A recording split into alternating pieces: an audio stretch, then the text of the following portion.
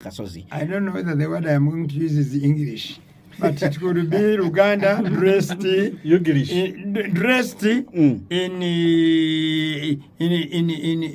English words. My teachers would say so. Now, in the very first paragraph of his statement, that's where he killed it all. What did he say? First of all, I thank and congratulate all Ugandans for having participated in serious whatever, all that long. And he kills it in all. I thank God for all these victories and for the peace in the country, in spite of so many evil people. The president, addressing his nation, as he begins with that in the first paragraph. A fountain of honor. That therefore means there was something amiss. Two, the larger part of this is history. And history is centering on an individual, but using I know a pronoun of we, a pronoun of we, and referring to himself. When you look at the whole story, okay. The second thing, when you look at it, you see to say that in Intungamu, where he was born, in those years of the 50s and 60s, there was no money economy. He was also telling, I don't want to say the president told a lie, but he missed a point by saying that. Because I know for sure, because I was born in Intungamu district. That's where I was born. By the years he's talking about. Your parents were rich? No, not my parents. Very many people around that area. Why does he always deny that he's not a Munyankole? Because I am not. I was born in Angola does not mean that I'm a Munyankole. I am not. By birth? I am not. Whatever you want to say, I am not. Because I know my heritage very well. Please. And I know where I come from. Please. So what I want to say, that notwithstanding, because I know my great-grandfather, my grandfather, my whatever. By that time, we subsistence was for food and were for our mothers. You see, commercial coffee was for our father. Even I know my father, by as early as 1964, he used to pick 3 lorries of coffee. And the names of the lorries, I'm going to mention some young people, the Gen Zs may not know. A Bedford. Omo. And a man of that time, not the man we see now today, but a man of that time. And they could all be collected by 6 I was understanding very well. They would come and pick this coffee from our home. And there was not even one sack of a neighbor. And I remember when he sold in 1966, he did something I have not achieved. He bought a brand new vehicle in 1966. And I remember... Zero mileage. Which I have imported more than 4 or 5 vehicles, but I have never imported zero mileage. Because, so that is the difference that have changed. So, the people who are not in the money economy, they were the cattle keepers. And for them, they kept their cattle for either leisure or for prestige. They were not even growing crops. He knows, to your nose. They couldn't even grow crops because they would just take their milk once in a while and also maybe do something they call oksama. I don't know what is in English. They could strike a cow somewhere, get some blood, and eat it. Eat the blood. Even eating meat, according to them, was killing the animal to eat it. It was very, like killing your brother. It was not very. Therefore, those are the people who are not in the money economy of some sort. Because if there was no money economy, he wouldn't have talked of the 3 things: cotton, coffee, cash crops, and copper. You see, and the 3 T's: tea, tobacco, and the third one I don't know. The third T I don't know. But therefore, in this address, I am only waiting to see really the biggest part and the examples given. You know when they talk about farmers in this country and commercial farming in this country, I take a lot of interest because I am part. I am part. but the ability to handle that one, whether including all, he said, they came with number one, the Ruero Fund. Bonna bagagawale entandikwa NADS, all those. I'm telling you, if you are critical enough and you go back and analyze, they may not have the impact the few DFIs had, the District Farm Institutes. So in a nutshell? Thirdly, we don't have extension workers for this work. They are lacking. It is only done mechanically. That's why you see it was a way of creating some jobs, is the earning, especially for the soldiers. That's why even they had take over NADS, they had take over and then hand it over to operation with the creation from technical people to untechnical people. This dream of going to the next stage is still very, very, very hard. Right. Because, for example, I know for sure, what we are missing. Also, his words, he has some words I want to conclude with these words. All these words in the local languages. Where they? I remember. Kongola. No sleeping. Kongola. Whatever. All these words as he was mentioning them. The president was not serious enough. Because the Okongola, if he was going to move against Okongola, he wouldn't nominate the cabinet he did nominate. Exactly. When you look at that cabinet critically, I took my time because I have another interest where I thanked him. For example, out of the 83 people assumed to be ministers or cabinet as called it, actually even people don't know that the cabinet is small. The 31 people are the ones for the cabinet. Out of those, for the other party I am interested in, why I congratulated him and thanked him for doing it, the Muslims are complaining. I am not complaining. I'm a Muslim, but I'm not complaining. That he only appointed only one cabinet minister for the Muslim faith, and he appointed eight state ministers. One of them questionable for the majority of the Muslims, me not, because she declared it that I produce Muslim children, therefore I am a Muslim. I have not checked her heart. I said, me, I say she is. So, this cabinet, with all due respect to my sisters and daughters and mothers, look at it. Right. It is about 70% women. And it was deliberate. For us as Muslims, for the Muslims, out of the 9 people, 7 are women, only 2 men. And that one, according to the Islamic faith, some Muslims, that's why for the first time his friend, Sheikh Shaban Ramadan Mbaji, came out and said that, what is this? When I look here and there, the problem again is his. He should be the one to lobby because he says he's the leader of the community. He's always near the president. What is it? It means, therefore, he does not have a good team to lobby. On that one, he should not complain. Right. I want to thank President Seven for helping the Muslim community realize. All right. Let's go campaigning for Supreme Mufti. Egesa, very quickly, it's a State of the Nation address. For starters,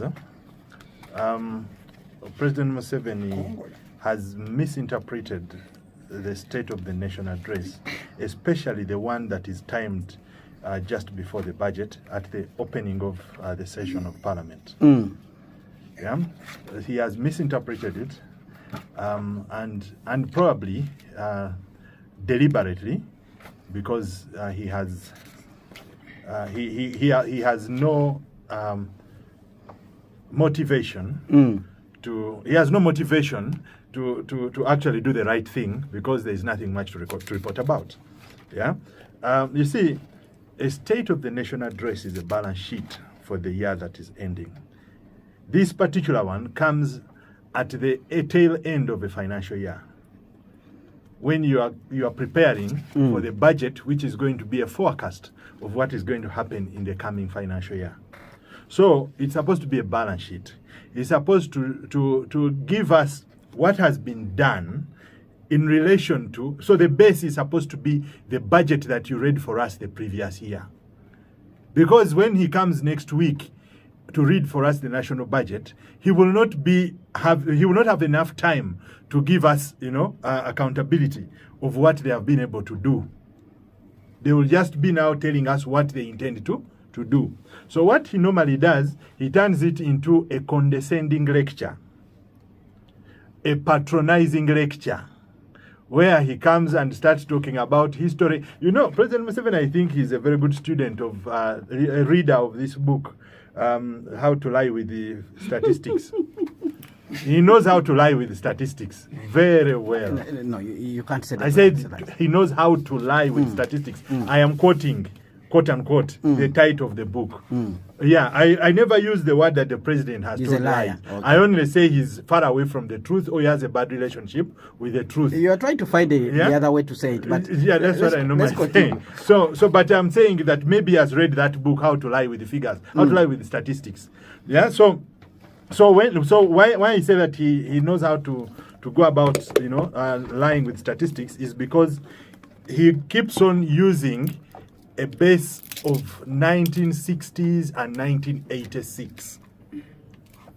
Instead of, you have come to give us a State of the Nation address for the year 2025, 2026, instead of restricting himself to that window, and tell us the achievements of his government, He takes us the other side. The wins and the losses. He does it deliberately. That's why even it's very long, so that he knows we are not readers. Exactly. Then he starts, patronizing. Oh, you see what going into the things. So that for me, that is the first problem. He misrepresents what a State of the Nation address is supposed to be.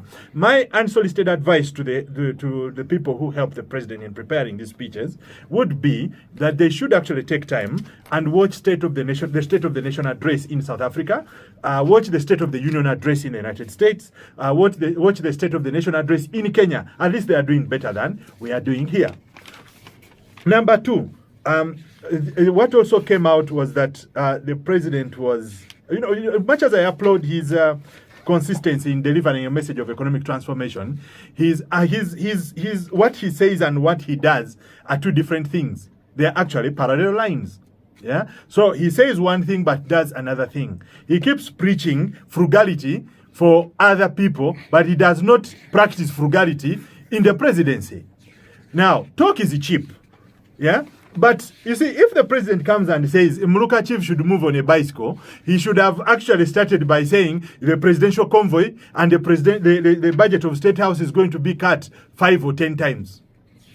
If you have been spending 3 billion per day, you can say we are going to be spending 300 million per day. People will believe you. Even the Muluka chief you are telling to now to go to downgrade from a motorbike to bicycle will willingly do so because he sees the president is walking the talk. So the president is not walking the talk. That is why he's telling you time no sleep, but when he's covering himself with the 2 duvets. You see? Yeah, so that is not walking the talk. You cannot. You are spending 3 billion shillings a day in State House, and you are telling people that they should practice frugality. Actually, it does not make sense. We were told it is 2 billion. So where are you? Even if it was 1 billion, where are you getting even if it was 1 billion, it doesn't make sense in an economy like Uganda. Now, let me tell you, the economy of Uganda is smaller than the state of California in terms of GDP. The economy of Uganda cannot even make sense to the CEO of say, Google or Microsoft. Do they live lavishly like our president does? No. He's spending within the economy, one would say.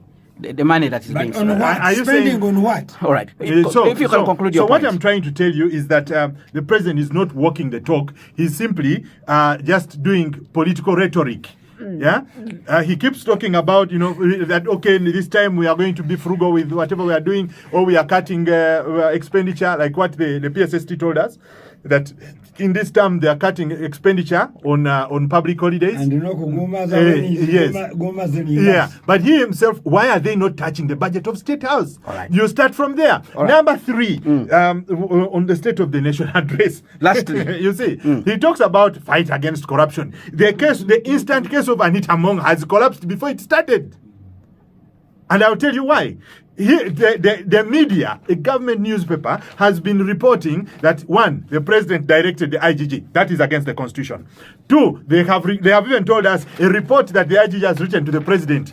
We have got a copy of it. That is against the constitution. The IGG is supposed to operate independent of direction of any persons. So if the president is now directing the IGG, it means that the IGG is an appendage of the president's political machine. So which tells you that the president is not serious about corruption fight. What they should have told us, and the president should have come out clearly in this State of the Nation and said, you have seen at the tail end of this financial year, I have become a whistleblower. I have been whistleblower number 1 in corruption. I whistleblew on the issue of Anita Mong. And I have actually given the freedom to the organs of the institutions that are supposed to fight corruption to investigate thoroughly and process Anita Mong and take her through the police to prison pipeline, that, as it were. But what happens? The case has now died. So he plays monarch. He plays emperor, that people have to go to him and seek for mercy even before the judicial process completes. All right. The president is supposed to exercise the prerogative of mercy at the tail end of the judicial process. Once the judicial process has been effected to the end and you've been sentenced to prison, that is when the president is supposed to come in and exercise his prerogative of mercy. But he's actually interfering with the process at the start. So now, which kind of fighting corruption is he talking about? Number 3, or number 4. I have also, he has infected me. Dr. Toye has infected me. You see now, he says that term no sleep. Parliament has started by sleeping on the job. You see, you cannot be a president who appointed a non-member of parliament to be a chief whip. That means you are also quote unquote sleeping on the job, and you are saying it, I'm not sleep. You see, Parliament, which is supposed to actually be a check, to provide a check to your authority, is also sleeping on the job. They are telling us that they are clearing people who have submitted emails as proof of renunciation of citizenship. So how can you say this is term no sleep? Talk is cheap. Spectrum Expo, Shiela Amanio, from Mukono, Shadow Minister in charge of information and anti-corruption. You chose not to attend the State of the Nation address, which is a very important, item on the calendar of Parliament, because it's a precursor to the national budget. But also, as the opposition, you're supposed to respond to what the president has actually said. But also, you can give us your overall picture about how you perceive what the president said and the agenda he has laid before Parliament.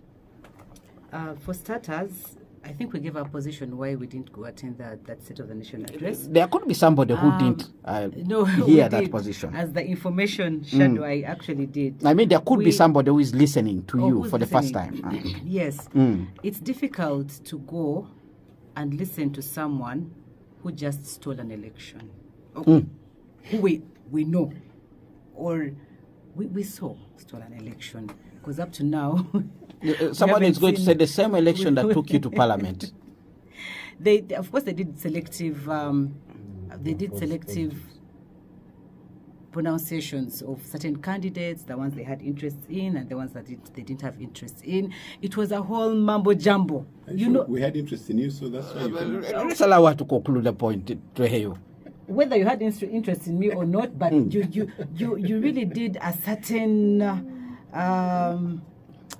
a calculation that you did to make sure you cut the numbers so that we don't get the numbers. So you actually put it in practice to make sure this region and other areas don't get the numbers, to manage the opposition, because someone before they got fired said they wanted to wallop the opposition. So you started at that stage of elections. However, there are so many reasons why we couldn't go for the State of Nation address. We have many grievances, and we were disgruntled about the election that I've already talked about. We have issues of political prisoners that are still in prison. Others have not been rallied before court. Others, we haven't seen them. Others are still being abducted. There's a lot of grievances in terms of the realities of Ugandans. We were very confident the speech or what he had, his address was not going to address the realities of Ugandans, the issues of unemployment, the issues of standards of living, the issues of he was even insensitive. I'm sorry to say this, but the president was insensitive. How do you get up and accuse a sector that is helping youth be employed, and you're just downplaying it, and by saying, how can you go to Arab places which are hot, which are it's not home. Yet people are not just going there for leisure. People are fleeing from the realities that are here of unemployment, trying to get a living for for themselves, to fend for their families, their children, and everything else. So for me, Ugandans are not they'll judge the State of Nation address not by the GDP figures that he read, but by the daily realities that he did not touch. Why are we still having so many youth unemployed? Why is there increasing numbers of people seeking work abroad?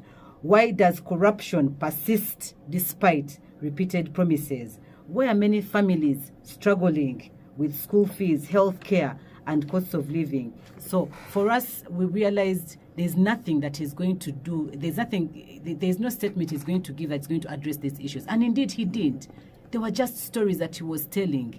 The same story he told at the first sitting, the same story he told at the swearing in, is the same story he told even now, where he's just using the same examples, the same figures. I don't know why whoever does preparations for him doesn't get other examples to show that there are actually more testimonies for PDM. So that just goes to show that there's nothing he has to tell us. There's nothing he's going to tell us. The PDM he's singing about, there is no impact in our communities. Otherwise, why are we still talking about poverty? Why are we still giving names, different names to this so-called thing called poverty? From Intandikwa to poverty alleviation to Emyoga to now PDM to Operation Wealth Creation. Let's be realistic and be honest with ourselves. Why is the country still in the same state it is in, despite the different efforts that they're doing, and putting blame on people who are not supposed to be blamed? Blaming a parish chief for non-performance or the failure of PDM. Yet there are ministers that you have put, the departmental heads that you've put, the commissioners, name it, but you're going down to a local person, a lay person who is down there, and you're squeezing him further. That's the structure of the government. The leaders at the grassroots must monitor the performance of government. But monitoring does not mean you squeeze them to the wall and suck life out of them in the names of monitoring. Whereas you're increasing what are they called? You at the top, you want allowances.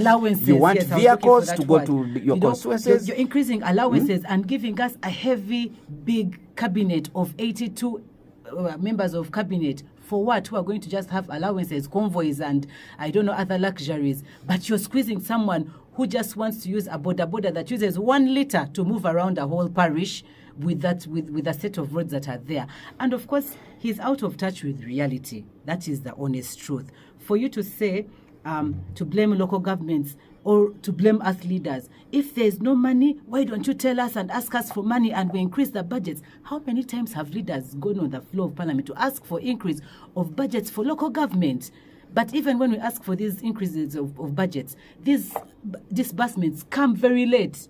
You are very well aware that local governments always get their quarterly releases towards the end of the cycle when the money is as good as used. And most times, the money is reversed in case they don't do what? They don't use it just because of late posting of the money. That's the reality. So for me, there is a mismatch of what is happening in reality and what is reported to him. People, of course, are trying to protect their jobs. People are trying to paint a picture that everything is perfect. I heard in his speech where he was saying, where he's full of stories. You know, Bazungu didn't know that in Uganda someone can make 20 million in a day. So they flew over here, but the Bazungu were also sharp. They flew over here, but instead of going to my project, is it in where? They just came Bill to Clinton. Bill Clinton. They just came to Mukono to look at Kabalagala because there was no truth in what he was saying. So for us, we are very disappointed in the cosmetic State of the Nation address speech that he gave, just so he could fulfill formality because it is in the article and it's supposed to actually deliver that speech, but it does not speak to the realities of Ugandans, All right. of you and me, your parents, your sisters. It doesn't address any of the issues we're having right now. It's not addressing the fuel prices that we're seeing right now. It is not addressing the healthcare crisis we are having right now. It is not even addressing the issue of corruption. How is he, besides telling us no sleeping, no corruption, no corruption, no kind words, but he's busy massaging people and rewarding them. I mean, we've seen so many people. Okay, it's alleged that they are into the Rolls Royce has been returned.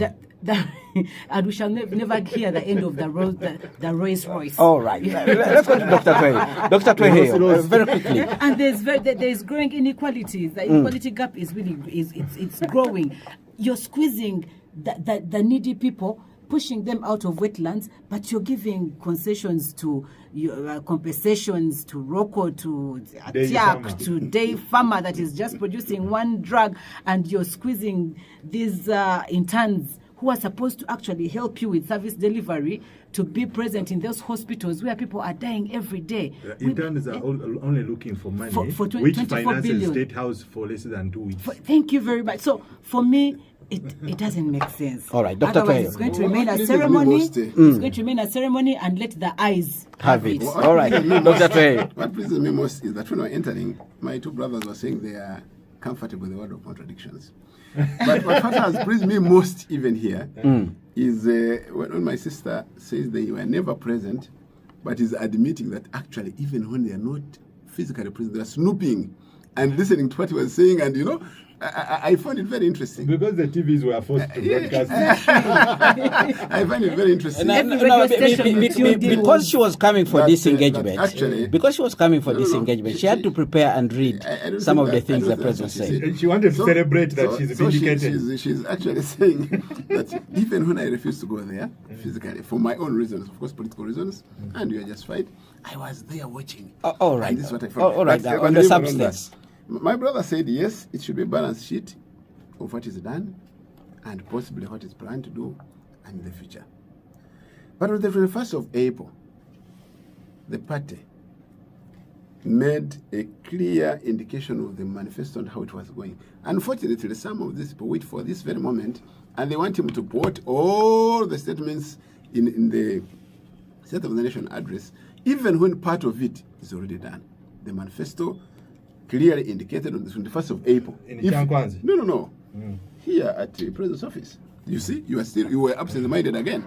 So, 1st of April. yes. It could have been a Fool's Day. Yeah, it was. Look at Fool's Day. it. This is the evidence. Dr. So you Twehe, mean Dr. you didn't see Twehe, it, you didn't listen it because you Dr. were a fool, Twehe. or it was a fool's day. Twehe. I really don't want us to go to that. Don't be Secondly, diverted. No, I'm not diverted because I'm being straight and clear. Secondly, the statistics don't lie. But you can lie with statistics. They don't lie. And the president normally uses facts and figures and statistics. When he says that at one point the life expectancy was 48, and says that now it is 68.9, that's not a lie. And that's the truth. By now, you'd have gone. Yes, absolutely. So that is a fact. When he says the life birth at the time was this, and now at the moment it is this. So when it is similar very trends clear. are in These- Kenya, these he's are also facts. responsible.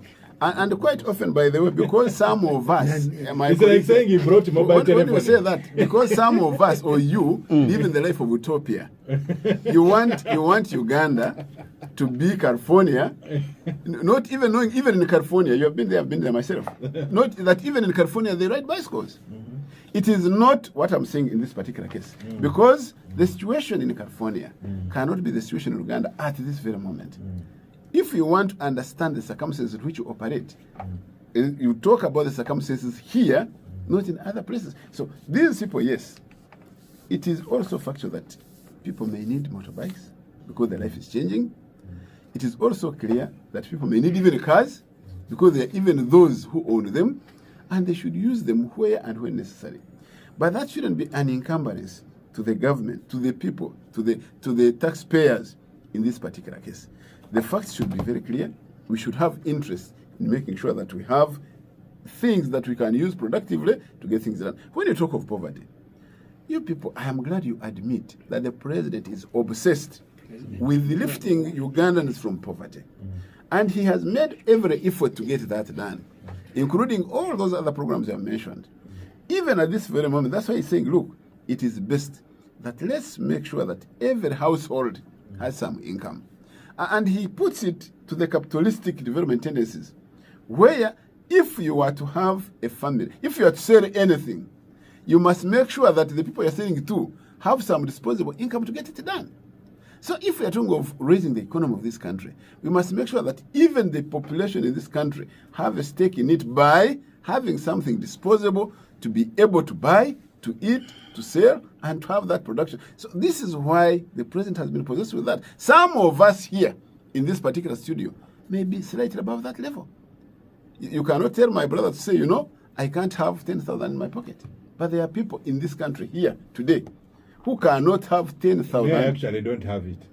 We can even check. We can prove it. No, But you have it in your bank account, on your phone. Maybe you have a bigger note. Let's be realistic. When you say the president No, I don't have is any money. not prone to the situation that is going on, and you again go in the public eye, even on this radio, say the president is dealing now with the loss of the law, then we are the ones who are living the life of utopia, as I said. Because if the president knows that somebody in the village doesn't have disposable income, and therefore should have this person helped, there are some people who have never held 1 million. And he gives you examples, even in a video, even in a film. And you say he's bringing a wrong film. Then, for us, we are appealing to a smaller group. But for him, he's appealing to the people who are supposed to be appealed to, who should be Can I give you supported, information? who should be supported to come up and live up to the expectations of this capitalistic world. Why will you sell your pineapples if you can't have people who need to eat them? Will you be sending them to America and Britain only? No. You should have also to be able to generate market here, but you cannot generate market even with your own neighbors, my senior brother, who cannot afford to buy even a live pineapple at that particular moment. So how can you help them to get to that? So the president is always insisting on that. And that is what we find, what I find is important. Those of you who looked at the State of the Nation address, you should have been able to understand there was even an annex. You have a copy there. Yeah. What does annex tell you? There's so many bills Yes, that he's the annex tells you what the future is in the short run. Actually, if you look at all the those, short run. they are also selective and they are for a purpose. Can I give Okay, Dr. for a Keheyo, purpose it's as in okay, but technical anything advice? that should go on should have a purpose. And therefore, you should have seen that. So if you are saying that the State of the Nation didn't address the matters you wanted addressed, some of these matters had earlier been addressed, as I indicated to you, on the April. There is even evidence to that. You can check on your phone. Secondly, these items, he puts a background, not for the likes of my senior brother, the professor in here, not for the likes of my... I am not a professor, I'm a simple lecturer. Okay, Mr. Simple Lecturer. And for the analyst that is here, and for the member of parliament. These people are the smallest. If you look at the axis and the arch of the population of this country, these are the apex. But what is at the base? Can I give you But you're the ones information? frustrating No, the let me base. give him Who is information. frustrating the base?